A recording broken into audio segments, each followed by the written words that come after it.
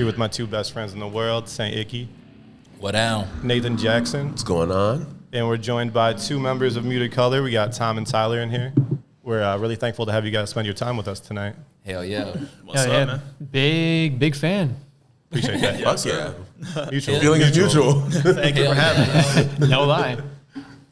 Yeah, so wait, you listened always to lovely it when already? it's like You that. listened to us already before?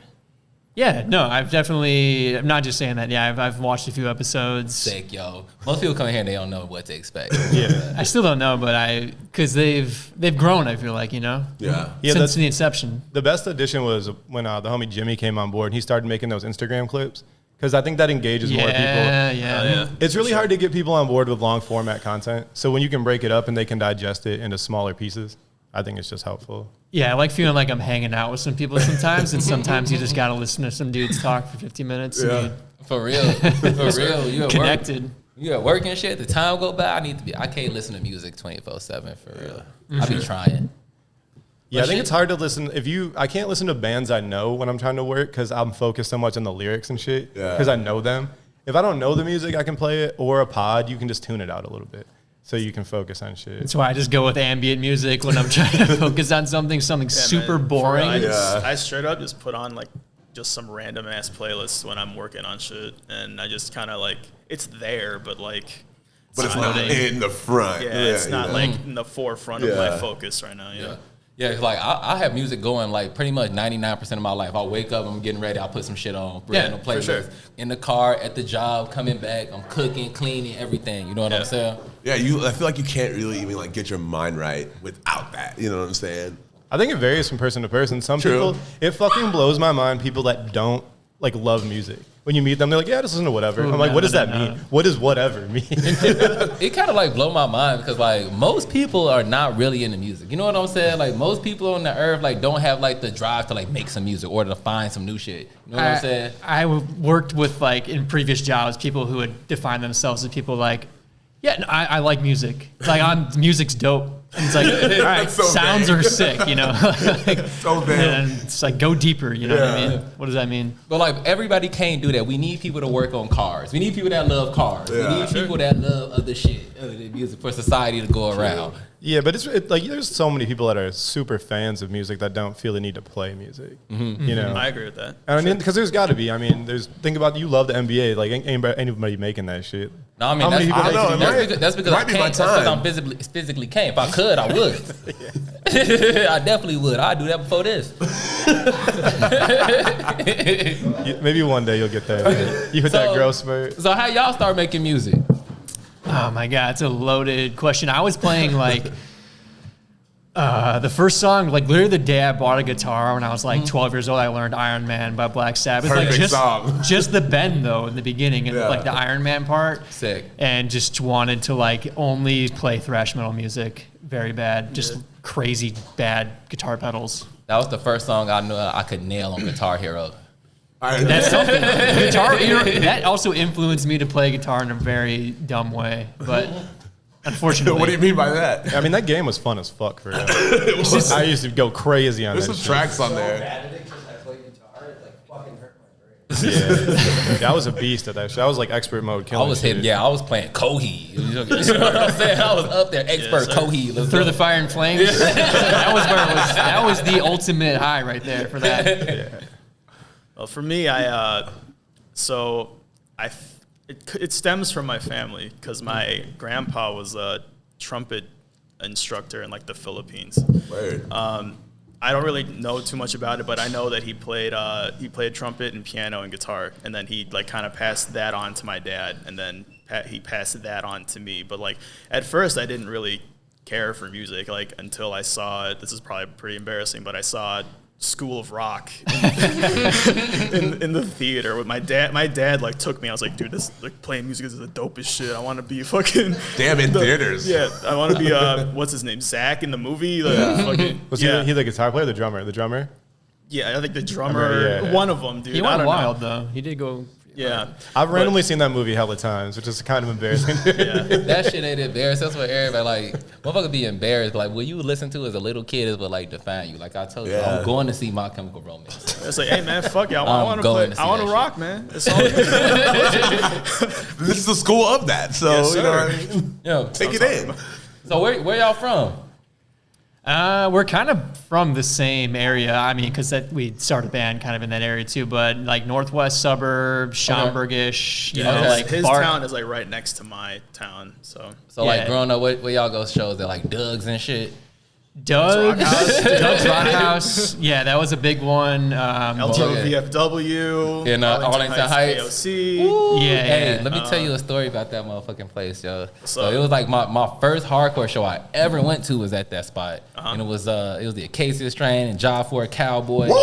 Yeah, no, Next to I was there, dude.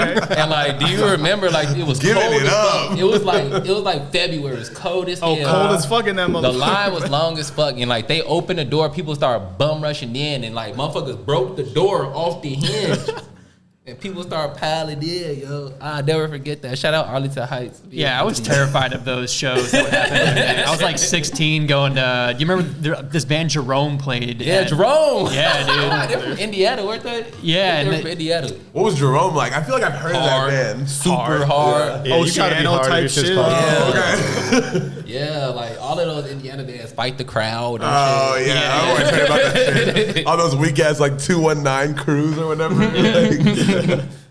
But yeah, what else is over there? Clearwater. Clearwater, That's yeah. in Yeah, West that was Dundee. West Dundee, yeah. I don't know if it's still a thing anymore though, but Oh yeah, Clearwater, yeah. yeah. So did you guys become friends at shows, or how did you guys make a connection?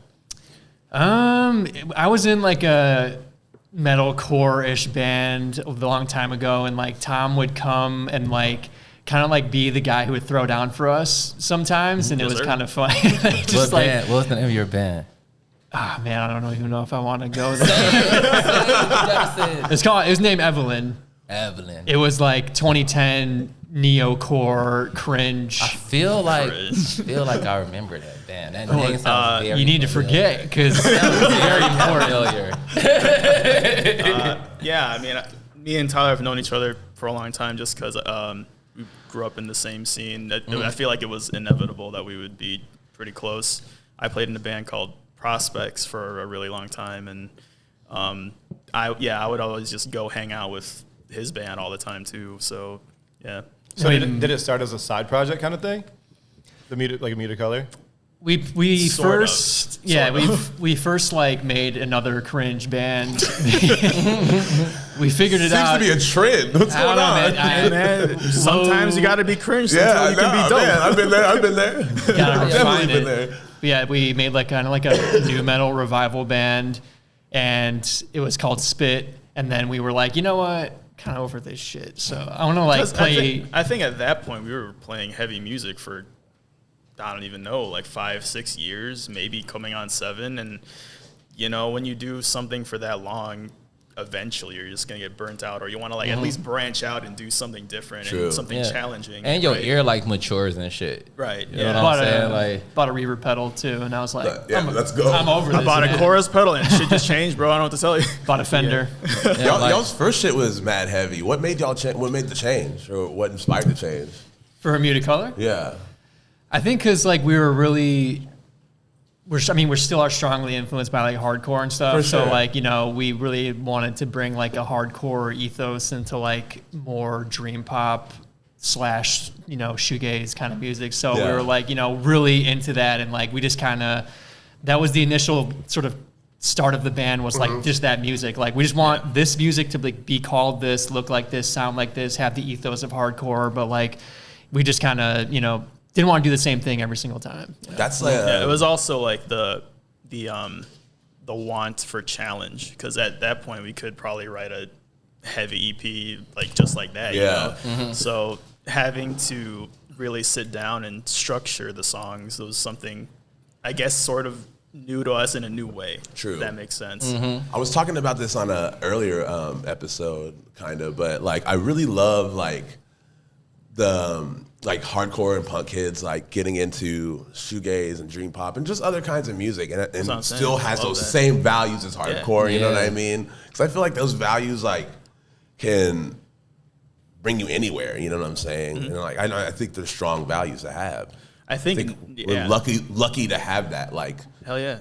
You know? I think like right now, a lot of my favorite bands are like, you could tell they grew up in hardcore, but they're not like in the slightest hardcore. Like you go to their show and they don't play hardcore, but people are still like doing front flips off the stage. Exactly. I love that shit. Yeah, because you could hear it. When I first heard y'all music, I could tell. Yeah. You know what I'm saying?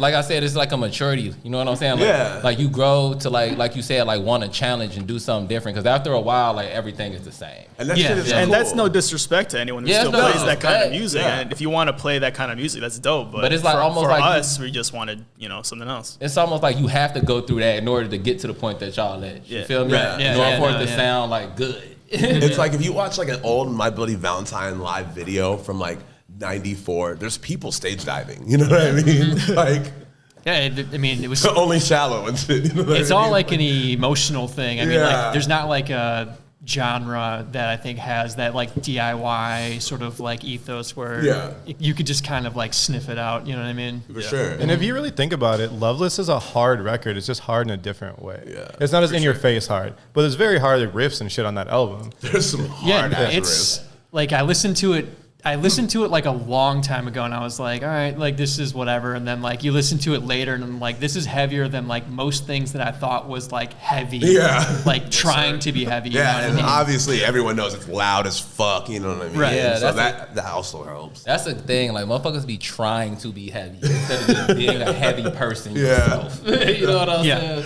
Yeah. Well, I think sometimes they just want to be known as heavy instead of making digestible music. And Right. you can Like, tell. they're fucking heavy. Yeah, as shit. you It's can like, sniff it right out. okay, for cool. But where are you going with this? You know, like- No, because to an extent, like it come a point where you gotta like, am I just trying to make music so people can pit at the show? Or am I trying to make music so people can listen to? You know what I'm saying? I think a lot of people do. Some bands are like, we just want to play the music that we know or is gonna like create a mosh pit or something, or like, which is like has I guess its place in time. You know what I mean? But I don't know. Yeah, I guess it goes both ways. If you're trying to communicate something through your music, if you have a message, you want people to listen to it. You know what I'm saying? Opposed to just like It's like making a some shit that giant people build can pitch up to the one specific part where people just go stupid. Yeah. Yeah, They it is. don't care until that Yeah. part happens. You know what I mean? Yeah. It is crazy. I wouldn't call it a revival, but it's nuts to see how much light is on these bands now, like Slow Dive and Lush and all these. Oh, like, yeah, for sure. Yeah. You've never seen as many people wearing those shirts ever before. Yeah. And none of these bands are new. You know what I mean? Yeah. So a lot of the, like I said, like you were talking about, people moving over from like hardcore to making like dream pop shoegaze. It's made a lot of the people that were hardcore fans go back and listen to those bands. Yeah. They're like, oh, these bands are sick as fuck. So it's cool to see almost that resurgence. I didn't know nothing about those bands until after Ceremony switched. Then I started listening to those. And I was like, all right, let me go back and listen to some. You know what I'm I saying? love old Like, Ceremony and I love new Ceremony. Yes, sir. Violence, and L-shaped man are you know what I mean? Yeah, we talk about it a lot on the pod. We talk about Ceremonies. Ceremony a lot. They got to pay us. Yeah, for sure. They're one of the only bands that was able to dynamically change sound so much and not start new bands. Yeah. Because we had Seriously. we had Nate's homie Noah on that was in like Modern Pain and like Garden of Mary, and now he's in Bleed, and he was just like, yeah, people don't really take it that well when you change your sound up, so he always starts like a new project. So that way it's not like, well, why doesn't it sound like the last project? Which is funny because if you do that too much, people are like, why the fuck do all your albums sound the same? And you're like, what do you want from me? It's like, who are you pleasing? You know, like your own urge to make something that you can kind of co-sign, or like, you know, what you want people to hear. That's like been the hardest struggle for us, honestly. That's why, like, you know, so many people like one sound, and it's like, well, you know, do we try to do that again? Do we do what we want? It's kind of hard to juggle that, you know what I mean? You just gotta believe in your sound, because like that's the reason they started listening to y'all in the first place. Yeah, you know yeah. what I'm saying? Because y'all was playing what y'all wanted to hear. Like you didn't have a goal. You just like, all right, make what the fuck I want to make and whatever, you know? Yeah, I think with music, if you're really goal oriented and trying to make it to do like numbers or reach a lot of people, it's just going to come across a little forced instead of just making organically what you want to make, and you really think it's a solid product. Yeah, and just like I said, it's so easy to sniff out. Like, Because you can fucking tell. You know what I The mean? first record I heard of y'all, Yeah. it was the Pastel record, and it was just a homie that told me to listen to it, and I was like, oh, this is just really good, because I'm super into that shit. And if something's good, people are going to talk about it, and that's the best way to get it spread throughout people that really like music. Right, You yeah, know what I yeah. mean? Like if you make it, it's cool if you get on like a Spotify playlist or something.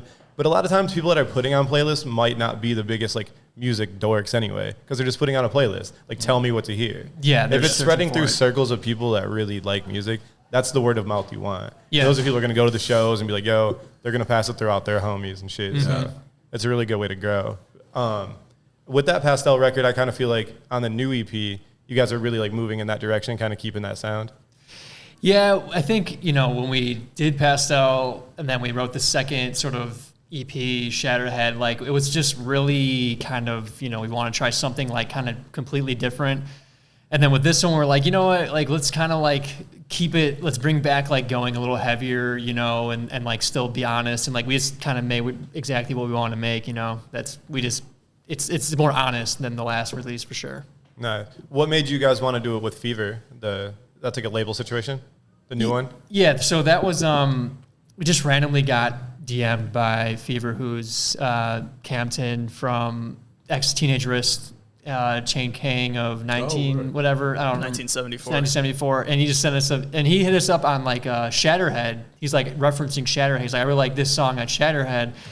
And we're like, oh, okay, yeah. So like, he's like, yeah, can you, send me some new demos? We sent him like 6 demos, and he liked like 2 of them. And he was like, you know what? I do like a small label. We put out like just a few songs, and we'll, kind of, let's see what happens. So we're like, he had a lot of cool people to introduce us to. So that's kind of why we did it. And he's just trying to really help out like smaller bands through like what he can provide. You know what I mean? Yeah. Kind of supercharge things a little bit. Shout out Cam. Yeah, he's cool. Yeah, it's dope. It's dope because anyone that, I don't know, we've all liked those little niche labels. Even Sub Pop started out niche back in the day. It was like 100%. A little label, Settle Creek and all that shit. And kind of when you co-sign those labels, you're down to listen to anything they put out. Right. At least give it a listen. You're like, well, I like all this other shit, so I'll probably like That's definitely how I used to feel about like Victory Records. Yeah. Like Trust Kill and shit. It's crazy how much shit came out on Victory with how just horrible of a fucking human dude is. But he definitely put out a lot of great. When you look at that catalog, it's fucking crazy. Yeah. Mm-hmm. Yeah. Oh, you can't lie. So what's some of y'all influences, man? Like, I mean, for me, it's definitely just, that's such a loaded question, but like, what shit made you want to like make music, like make the music? Man, School of Rock. How much? No, like the first question was what made you want to make music. Who makes you want to make the music that you make? Type shit. Like regarding just in general, or just like the actual release? Just in general. I don't know, just like the kind of like. Just something like the authenticity of like what certain bands put out. I mean, like I was really into just like a lot of thrash stuff back when I first started playing guitar, and I was like, you know what, like that felt genuine at the time. So I was like, you know what, it'd be cool to do that. But then I got overly influenced by like kind of the wrong kind of like, message with bands and different kinds of music. So I think now it's just like more influenced by like bands who are just being completely authentic and like can really you could smell it when like they're just putting out something that's like not trying to be something else, because there's certain bands that will like chase the coattails of like other bands, and like their catalog is based off of other bands' catalog and when they put out music and like mimicking that. So I don't know, man, it's hard to like specify like actual bands. Yeah, I'm trying to think like what have I been listening to lately? Anytime someone asks me, I seriously got to go through my Apple Music. For real? It's so hard to fucking just remember. I'm like, I don't know. And then I'm just like, damn, my shit is so random when I'm scrolling through. I guess like recently, like I don't really like, dude, I don't know. I don't really check out new music probably as often as I should. But what influences me is like sometimes when I have like, I don't know, writer's block or something. If I'm trying to work on something, I just can't come up with something, and I'm like, what? I like get in my head like, why am I doing this shit? Like I need to take a chill pill, and then I don't look for something new. I like go back and listen to like the cringe shit that I used to like. Same. Like I won't even lie, man. I listened to Sum 41 like the other day, bro. Sum 41 has haters, dude. Yeah, but then there are new bands that I do check out that I just can't ignore, like this hardcore band now, Tsunami. They're hard as fuck. I've seen them open for Gulch, I think. They went for Gulch on that last tour. Tsunami right now for me. I think Pity Sex just played Sound and Fury, right? Yeah. What? They did? They did like a reunion love that thing. band. I love Pity Sex. That band is great. Yeah, I don't know. I just go back and listen to things that I used to like, and you know what? I find real enjoyment in that, and it kind of just drives me to like, okay, I used to like this, but I mean, they don't necessarily like. I sound nothing like Sum 41, or I don't play anything close to Sum 41, but they inspire me to do like what I do now. That's really actually very smart, because there's a lot of bands, like say for example, if it's like, let's say it's like a shoegaze band, and they're having writer's block, and they just like listen to like Ride and fucking Lush. Yeah. You know what I mean? And then like you're gonna end up just biting. You know what I mean? So it's like subconsciously for sure. Yeah, subconsciously biting. No, yeah, that was like the real question I was really trying to ask, because like I make music too, so like when I'm making music, like when I'm feeling writer's block, I got certain shit that I go back to and I just like listen to that don't sound nothing like me. You know what I'm saying? I don't, but it's just shit that like inspire me. You know what I'm saying?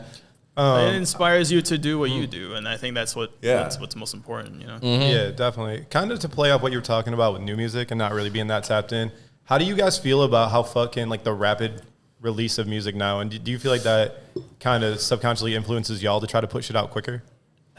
Yeah, I think like it takes us we're so critical of like what we're putting out, because like we want, like there's stuff we go through with, we're like, yeah, like we write all these, we have like handful of demos and we're like, we just can't put that out because like that's just not, we don't feel authentic with it. So the pace that music is released now, like it kind of makes us feel like we have to like compete that way, which like we just can't do that. I just don't believe that that's like a genuine thing. It's hard because like a lot of hip hop's that way, because like things just come out so quick, and like it's like every week, and like I feel like you can't have the same like hype with new releases and stuff. Maybe you still can, I don't know, but it really kind of like it's hard for us to put things out like that because we're so critical. I still think it is quality over quantity, you know, for sure. sure. Yeah. No, yeah. Today, when I scrolled the new music section and there was nothing I wanted to hear, it was actually relieving. Because I was like, cool, let me go listen to some of these albums I've been trying to fucking listen to. But 10 records come out every fucking Thursday night. I told you last week when I was like, that I don't even try. I can't try. You know what I'm saying?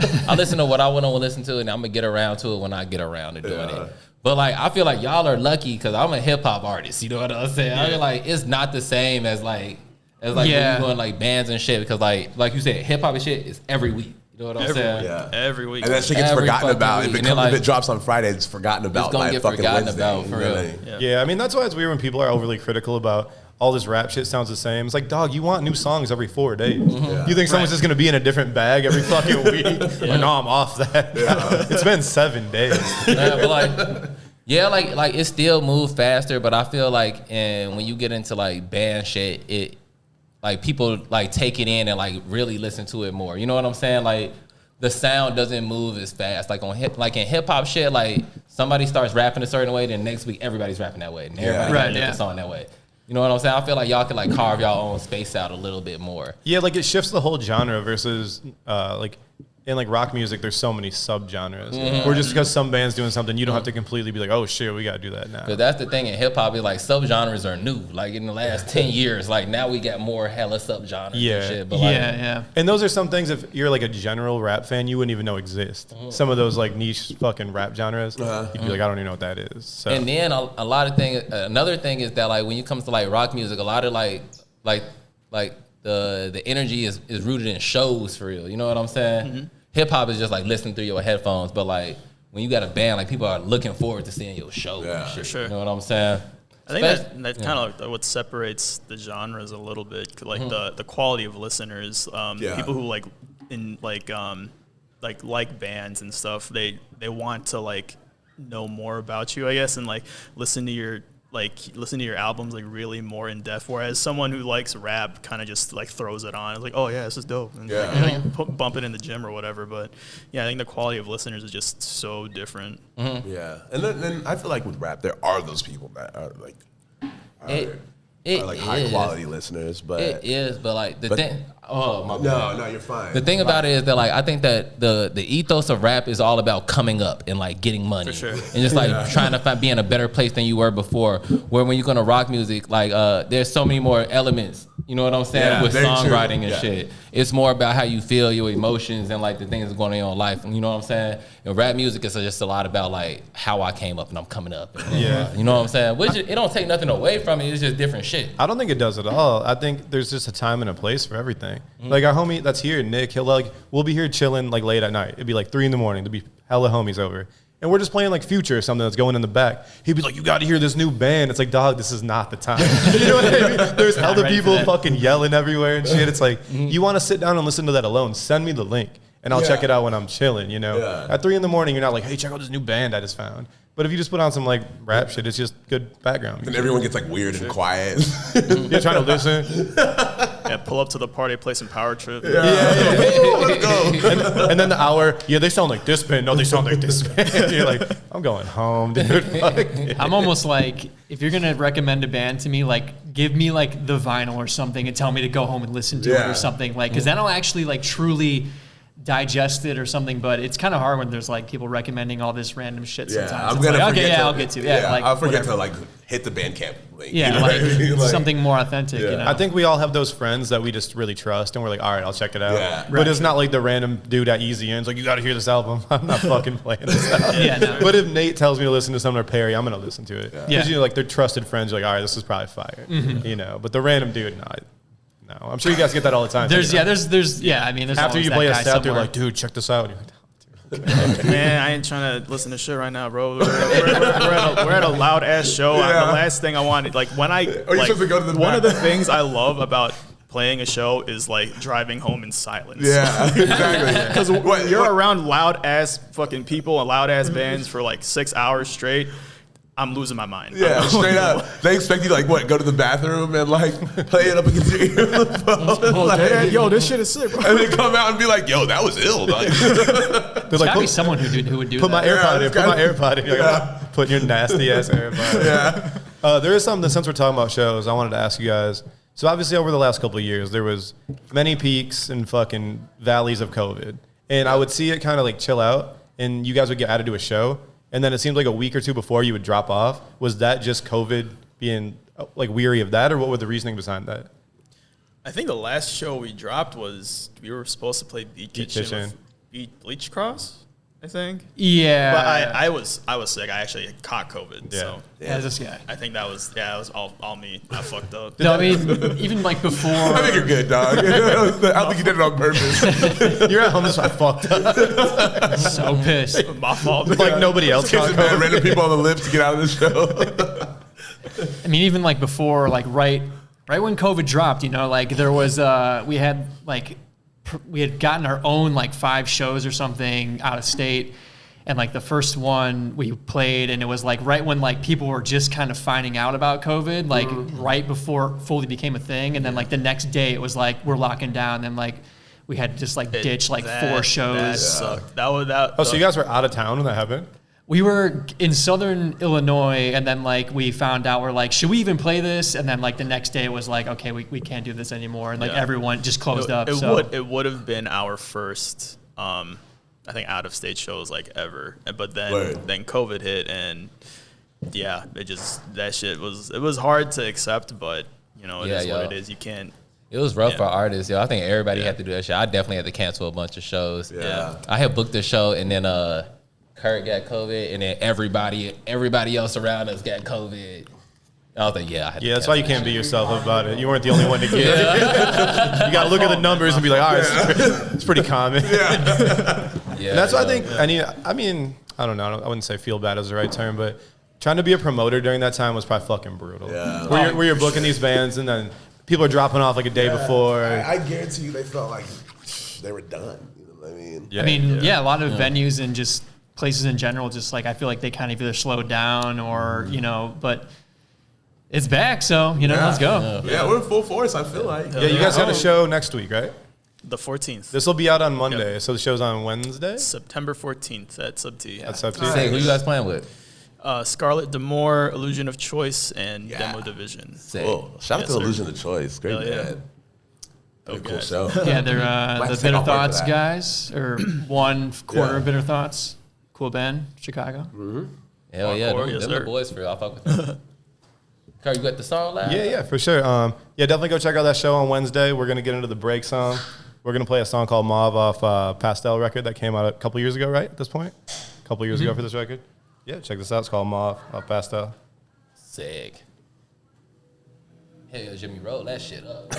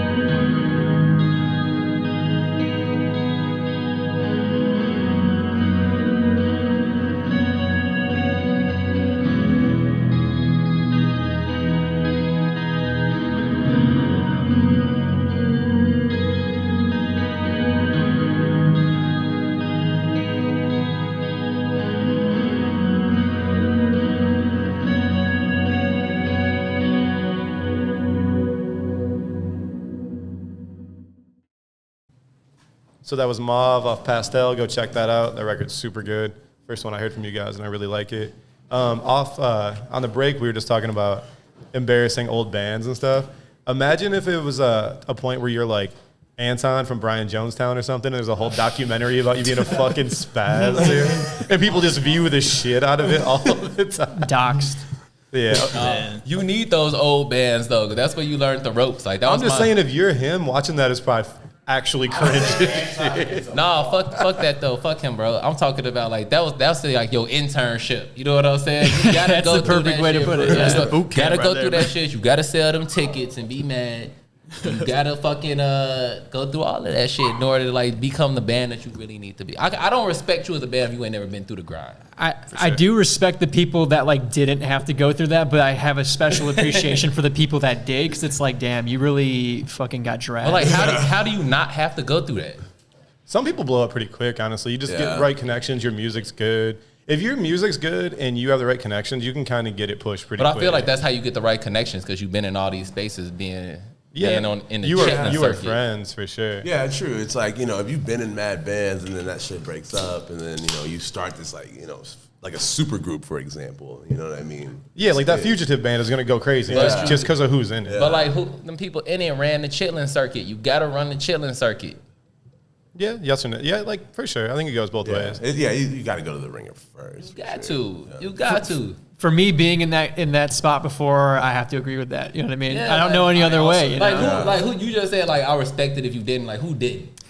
I don't know. I mean, there's like certain bands that just kind of like collaborate together, and they're like they kind of just fart out a band, and it's like, oh, well, that's that guy from this band, this guy from that band. Yeah, but they went through the chitlin circuit. They did have that, but yeah, I guess like there's like an optics where like certain bands, like you don't really see kind of what really happens underneath the hood sometimes. So True. I guess it is ignorant to kind of just assume that. It's rappers that just pop off like that, but I can't see bands popping off like that. Bands, it happens to bands all the time. Nah, they had hella old bands before they made Fall Out Boy. I just mean like their trajectory in the mainstream was like their parents buying 10,000 copies of the records. Oh, I mean, probably. But yeah, I mean, I remember You know what Pete the- was in Arma Angeles and like, The juxtaposition of that is though when bands that are like popping and somebody will start a side project and it does nowhere near as much as the main. Like Chino from Deftones had like 4 side projects, but no one even knows what they are really. I mean, Team Sleep did numbers. Decent, but it's nothing like near fucking. And even like I don't know, like I guess Postal Service was fucking huge if you do like Ben Gippert or something. But a lot of times when they try to break out and do like a little side thing, it seems like no one really pays as much attention. Sometimes the side thing go crazier though. Turnstile, you know, Yeah, it's technically a side project. True. What's buddy name? City and Color dude. I feel like Dallas Green. that shit was more popping than like Alexis on Fire. Yeah. I mean, City and Colors fire, bro. But I feel like his success like made Alexis on Fire more popping. That's the thing, yeah. Like it's always gonna make it. it's always gonna make everything more popping for it's stimulating the economy. Yeah. That's crazy. Have y'all ever done any side projects by yourself? I mean, side projects. I mean, there was like a quarantine COVID side project that I was involved with. That's kind of still a thing. It's more of like a gothy post punk thing, but Right. it was one of those situations just to kind of see like how fast we could kind of put an EP together and like just do something different, but nothing like by myself specifically, you know. Right. Yeah, it's a whole different beast for real. Like that's the only reason I even started like making music solo is because my band broke up and I was like, fuck yeah, I ain't got a band. I'm finna do some sad shit. But, it's a whole different beast for real. Like it's different. Like we don't have like a band of dudes behind you. You feel me? I think there's like pros and cons for me with that, because like there's definitely times where it's like I wish I could just have like 100% of control of like some element of the music that I want to put out, but like having the perspective of other people, you can lean on that and it helps out a lot, you know. Yeah, what we were talking about earlier, it seems like you guys really put a lot of emphasis on making quality music. So what does a studio session look like when you guys are trying to create something new? It usually starts with like, I mean, we were really focused on like a different way of writing before, but like now it's really based off of like, where's like the hook or something, or like what is like the most, you know, catchy thing we could kind of like build a song around. So we usually come up with like, you know, some sort of hook, kind of like taking like any pop influence we have and like building that into like the sound we make, and then kind of creating that as the skeleton. And that's kind of what it's kind of turned into, you know, it's basing it around like catchy hooks and Pop you know. influence is interesting. Like It's weird because it's, you know, that's just kind of how it's moved. I mean, I don't know if you could kind of like go. what is a pop influence for y'all? I guess more of like not like a pop artist influence, but Not like artists, but just like I guess what I'm saying is like it's hard to like for me to like think about like pop music in terms of like shoegazy shit. You know what I'm saying? saying like we've really stripped down like the number of parts in a song, and like you really create like hooks that come back more often that like have more. Because for a listener, I feel like, you know, if you hear something over and over, and it's like very repetition. Like, The structure, the structure of it. It's not like A to Z. It's like repeating itself a few times throughout the song, and it's So by the time you listen to it all the way through, you're singing along. Yeah, because like rock music usually like that's the thing. Rock music don't really have that. You can really do whatever you want to do. They be switching tempos and doing all sorts of crazy, you know what I'm saying? All sorts of so crazy. like that makes sense for me. I never thought about it that way. Like the structure of it is like on some pop shit. Yeah, for sure. Like I remember, I was when I first moved here.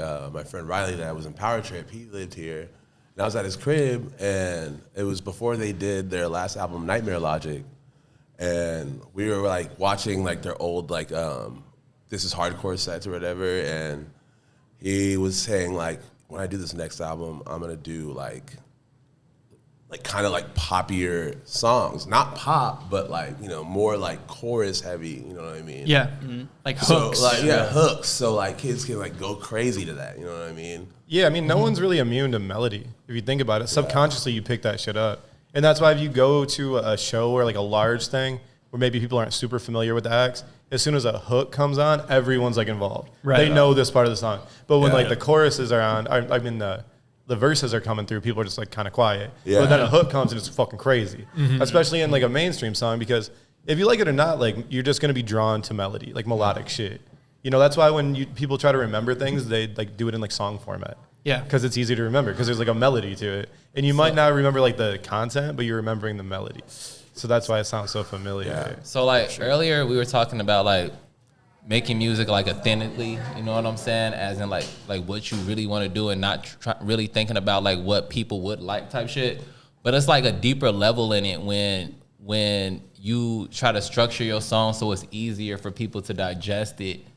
And it's almost like making it smarter. You know what I'm saying? It's not like I'm doing what people want to do, but it's like I'm studying like what people trends is. You know what I'm saying? True. And what they gonna pick up on, and not even know that they picking up on it. You know what I'm saying? That's the shit I'm talking about. Like when I be saying like I'm trying to like craft it toward the people. You know what I'm saying?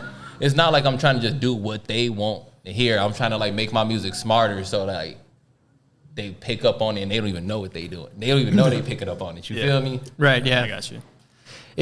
It's the hooks, man. That's like, I feel like, because there's something that's going to last with someone, I feel like, and it like repeats itself over and over. I mean, I think it's just easy to write music around that kind of way too. But hooks are hard to write also, you know? Oh, I'm good. Thank you. I mean, there's people that's like their job in music. Right. In mainstream music, Like people like songwriters. write hooks. Yeah. That's like their whole shit. They're like, oh, we need this dude for the hook. And he Because- literally will come in and write the fucking hook. Cause that's what, and then like that's what writers do for a lot of times. Like as an artist, you would just come up with an idea, like a rough demo. You know what I'm saying? And he'd take it and like structure it and make it a song that's digestible to people. You feel me? And like one thing is like with those hooks, like especially for a band like y'all, like lyrically, like some of those hooks can be like medicine in the or sugar in the medicine or whatever. You know what I mean? So you can actually get that point across, and it's like catchy to listen to. You know what I mean? Oh, yeah.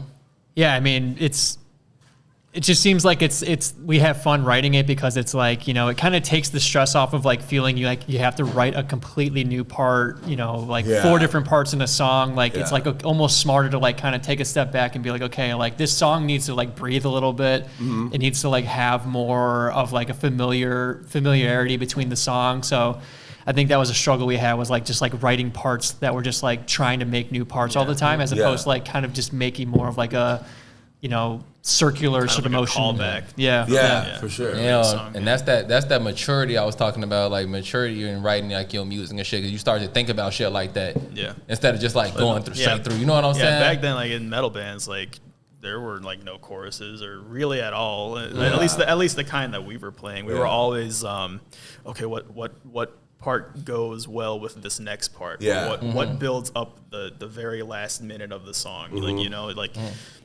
yeah, I don't know. Yeah, no, because after doing that for a while, like I said, you get smarter. You start making music smarter. You know what I'm saying? It definitely feels like the stress has been taken away a little That's bit good. when we bring back a chorus or something like that, you know. Mm-hmm. And like motherfuckers be like having bridges and shit. You know what I'm saying? Like when I first started making it, not until recently did I start thinking about that shit. Like, I should put a bridge in my song.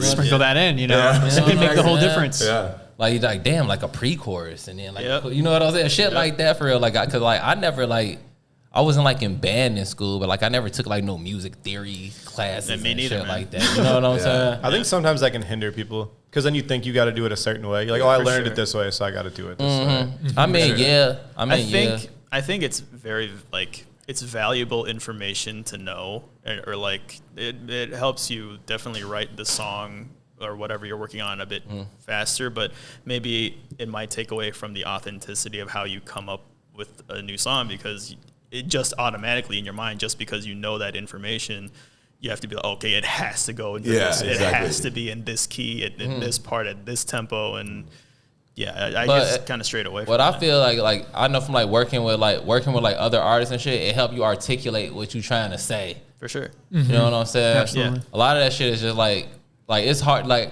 I never thought about like communicating like what my idea is. You know what I'm saying? Yeah, for sure. And it give you like the words and shit to like say that shit. Like, oh, word? That is? Like motherfucker just be like, play it faster. You know what I'm saying? Yeah, Like- if you think about it though, when people really make it in music and they're not musically trained, it's like a reoccurring thing where they always talk about imposter syndrome. Like, I don't know, because they feel like I don't know music to like this like super meticulous level, but I make like my monetary gain off music. And it's like, dude, if your shit's tight and people fuck with it, that's all that really matters. That's it. Just because you can't talk about music Have theory, you ever seen Drumline? oh yeah. I'm talking about the people that really make music, not Nick Cannon. Nick Cannon's busy making babies. He ain't making no music. Do you write all the lyrics or is it collective? No, so Brandon is, our vocalist, and he writes, 100% of the lyrics. Nice. So we all have our input, but Yeah. for the most part, everything that is said on the record is all him. I think that was probably like one of the because this is his first band. He's never been in a band before this one. Okay. Yeah, so he was like, when we brought him in, he was very very new. He didn't know like how to be in a band, and all I told him, I was like, listen, man, if you want to be a part of this, that's great, but everything, like, it has to come from you. Like, we can help you with lyrics if you want, and that's fine. Like, we're down with like helping him out with melodies and anything like that. But structure and shit. Every lyric we've ever that's out there. So how'd y'all link up with him then? So I went to high school with him. True. He's a few years younger than I am. High school with him. Yeah, but I did.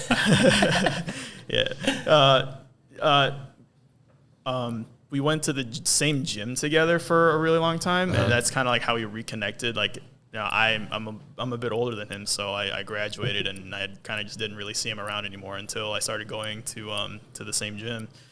We reconnected that way, and then when we started Muted Color, we were struggling to find someone to sing. So we kind of just posted like a demo of what would become the song "Glued to the Floor," and he hit me up, and like I know the guy, and I follow him on Instagram, and at the time he had a bunch of like solo acoustic like modern baseball type songs and stuff, and I think his voice really fits with us. So, for sure. So yeah, he hit us up. He's like, hey man, I'd be down to try it out, and then he came through. Yeah, I'm surprised you said that's his first band for real. Yeah, no, I mean, he's Like, a did great he singer. sing? Did he have an R&B career or something? With that style of music too, the vocalist is very important. It's got to mesh super well. For sure. And I really like his lyrics a lot. Like lyrically, I don't know if y'all can touch on this at all, but like the song "Invisible Ink," I like really resonated with those lyrics because it kind of sounded like an artist just like going through writer's block and trying to figure out how to get out of it. Yeah. You know what I mean? I think he told me this one time. He was like, at least with the Pastel record, I remember because it was his first band. I was like, yeah, I want to like, we have really like upbeat songs. Yeah. A lot, like at least in that record. And he was like, I almost want the listener to take like a double take of what I'm saying. Like it's a pretty upbeat, happier song, but the lyrics are fucking sad. You're like, shit. whoa, what did you say? I feel like that's some straight up like signature Elliott Smith shit. Yeah. Where so many of those songs are like, you can fucking tap your foot to it, but he's saying the saddest shit ever. Right. That's the sugar and the medicine shit. It is, for real. What I wanted to talk about real quick, just because it made me think about it, when you were saying you're a couple years older and how after high school, you don't really see him around as much.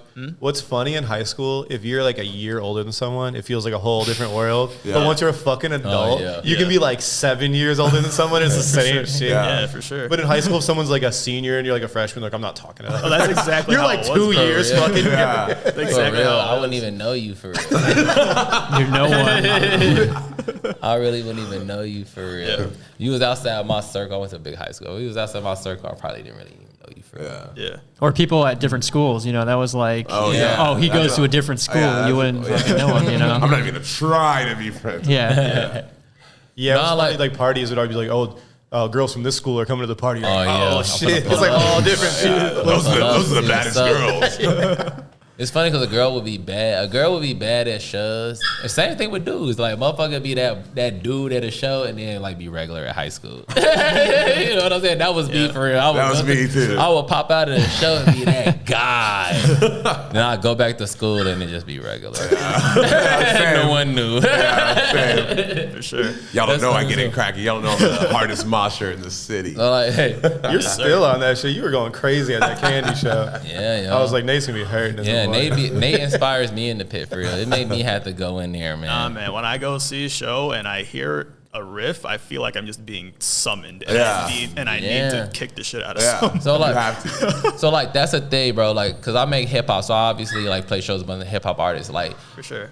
they really don't understand that like when a band is playing, like if like so like when you play a hip hop show, if your beat cut off, there is no music. If something happens, there is no music. Like all of those sounds be coming from y'all, like individual motherfuckers for real. You know what I'm saying? Like motherfuckers like don't realize like that's the thing about a band. Like when you see them live, like if they stop playing, like if they all fuck up, it's gonna be loud. You know what I'm saying? They stop playing, if they freeze, there's gonna be silent in this motherfucker for real. And like you said, those riffs be like grabbing people for real. Yeah, for real. That's how it is, man. You know what I'm saying? Like every time you nod your head at like a rock show, any kind of rock show, anytime you nod your head when there's a band playing, that's the drummer making you do that. Yeah, for 'Cause sure. if he stopped, there would be no head nodding.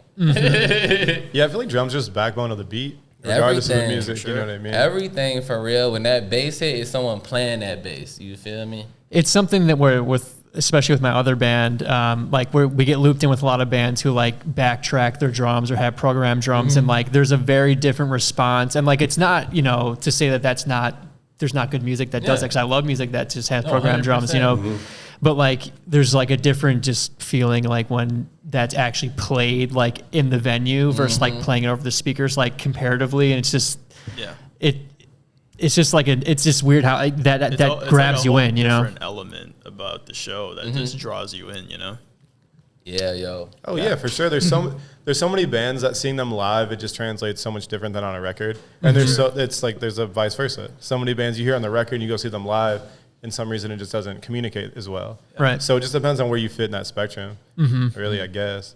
Yeah, I feel like that's why like a lot of like one man projects and shit like end up like hiring a band. You know what I mean? Because it's just gonna like.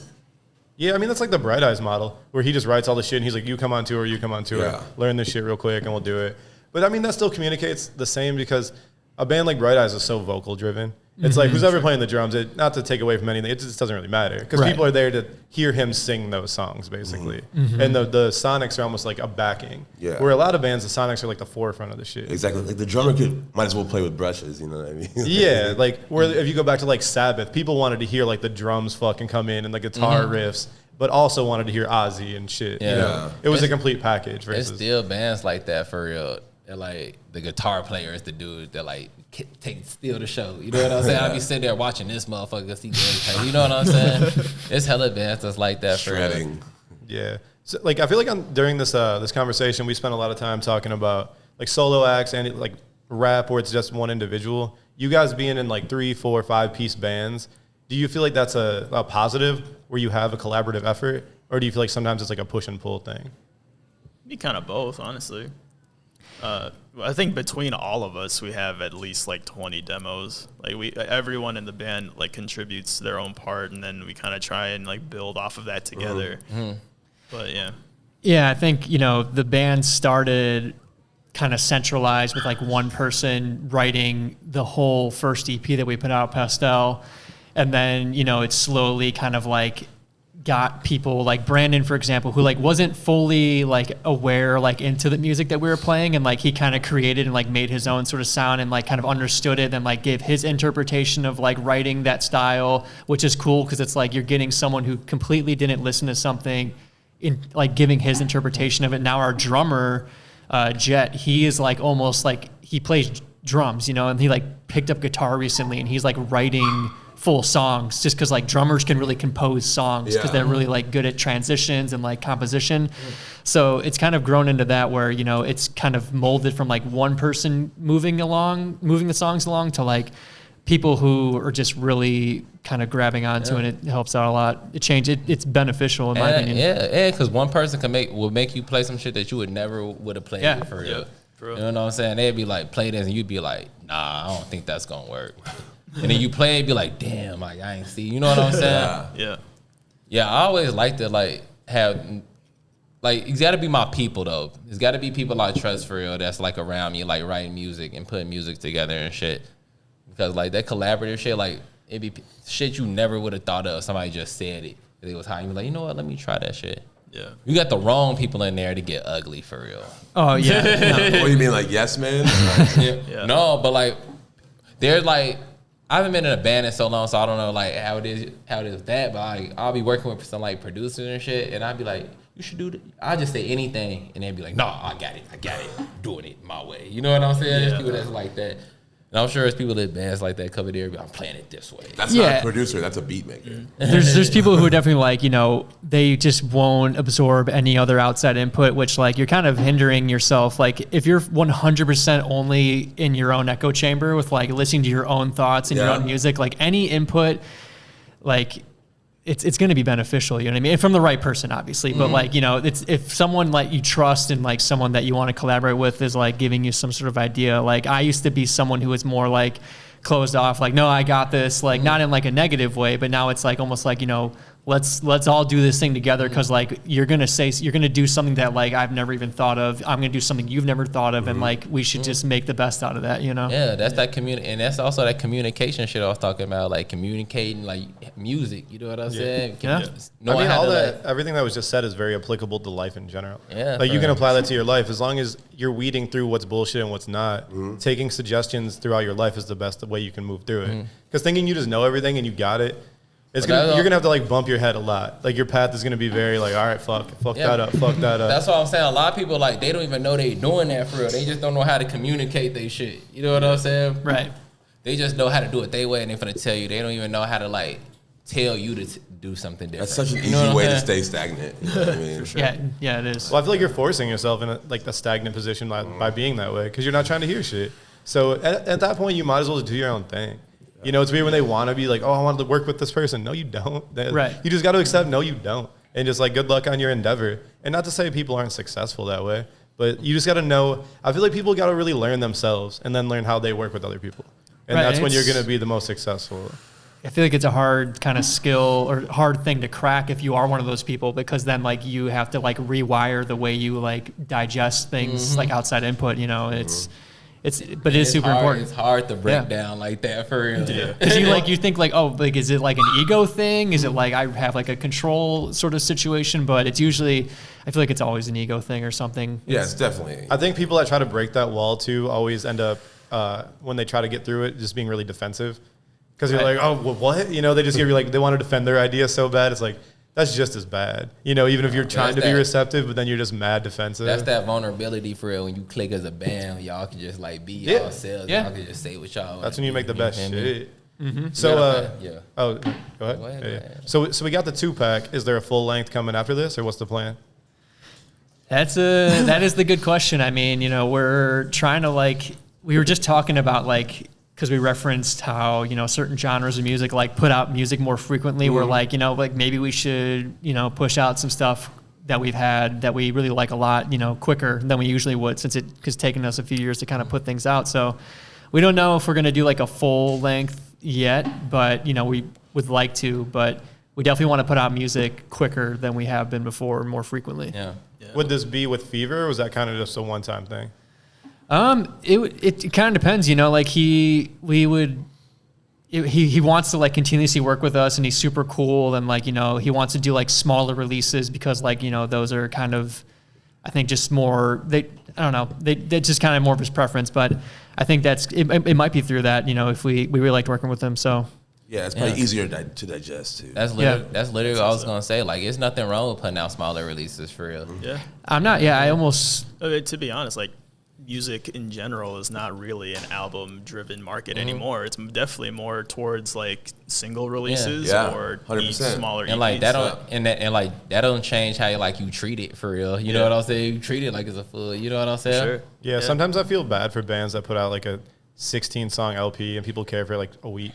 You're just Right. like, Yeah, it's like all that for what? you just work so hard on that Exactly. shit. Yeah, that's the way I look at it. It's just like doing the same work but spreading it out. Yeah. Over time. You know what I'm saying? Doing the definitely, same like, 16 songs, but like Definitely with the smaller releases too. I think you definitely focus more on the songs. I would rather have like 3 or 4 really good songs rather than just like 10 half-assed ones or something. Yeah. I When think that's y'all- what really focused when we started the band. When y'all do like smaller releases, do y'all write like mad songs and then pick? yeah, usually we'll have like a selection. We'll be like, that like we'll just like kind of play them over and over with each other, like at practice, and be like, like that one doesn't like hit as much, or like that one didn't stick. Like just naturally, it kind of just falls away, and we just kind of arrive at like what we all like playing, So I think recently we just made a song, but it was made out of like two songs. So we kind of like pick and choose the parts we like and try to like do the best of both. Yeah. Yeah, yo, I do that shit all the time.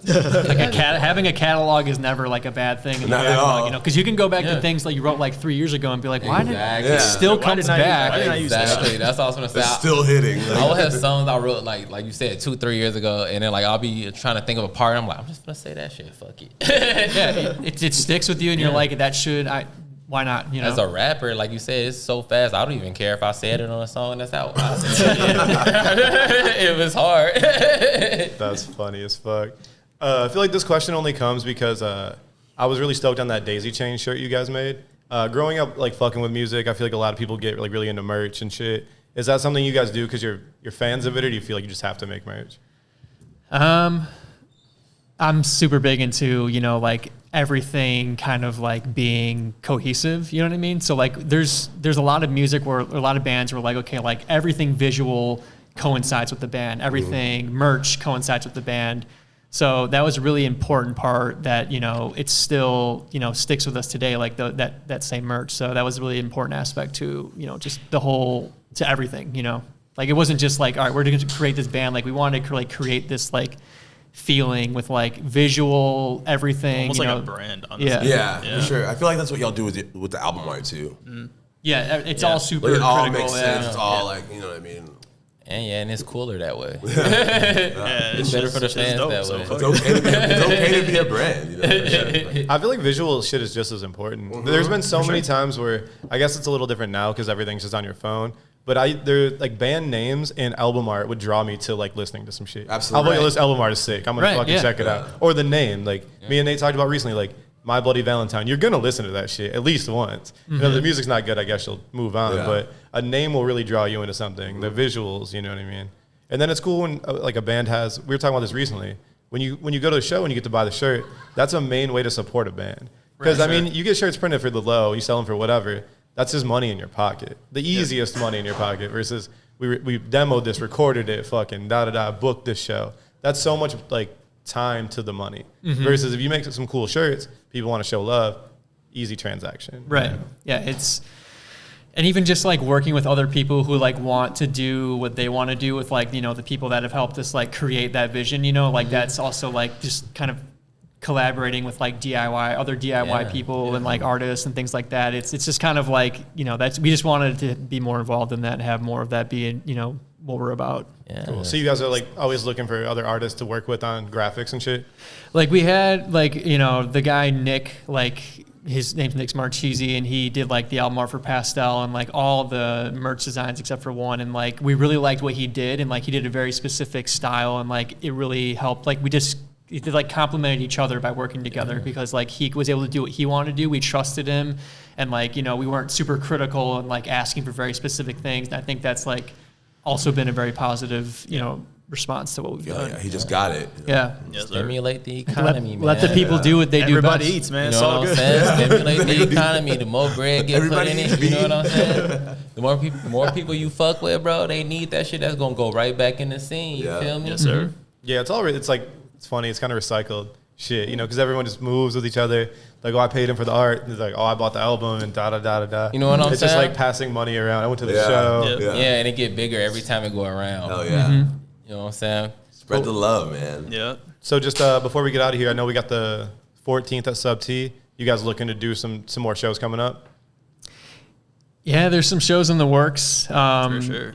Maybe some out of state shows in like in the Midwest. That's kind of where we're, you know, aiming for at least. But yeah, upstairs Subterranean 914. Yeah, that's where we're playing next. Yeah, I think at this point we're just trying to pick up where we left off when COVID hit. We want to get back out and try and do more out of state things. As much as we love Chicago, you know, we can play Chicago whenever we want, but you know, out of state shows.